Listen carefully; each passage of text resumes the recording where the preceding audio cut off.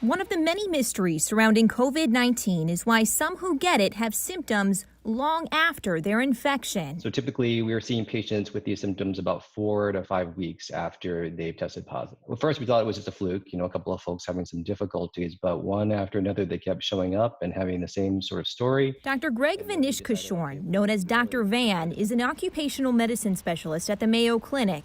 He says these patients have what he calls post-COVID syndrome and are sometimes known as COVID-19 long haulers. I would say that the most defining feature that we have consistently seen is fatigue, and not just any fatigue, but profound fatigue. Something as simple as walking around the block with the dog or doing household chores like the laundry can sometimes just wipe them out for 4 to 5 hours. Dr. Van says patients also had headaches, heart palpitations, anxiety, and depression after getting COVID-19, sometimes interrupting their normal lives, which is why the Mayo Clinic created a new COVID-19 rehab program, which includes monitoring mental health and physical therapy. We will intermittently monitor blood pressure, heart rate, pulse oximetry while the folks are going through the exercise program. Resistance work with the strengthening the muscles, and then there are exercises for specifically helping strengthen the muscles used for respiration. Dr. Van says so far no one has been stuck in the rehab program,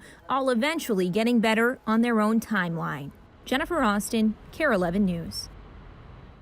Dr. Van says while people with more severe cases of COVID-19 tend to have these prolonged symptoms, it can happen to anyone, regardless of pre-existing medical conditions.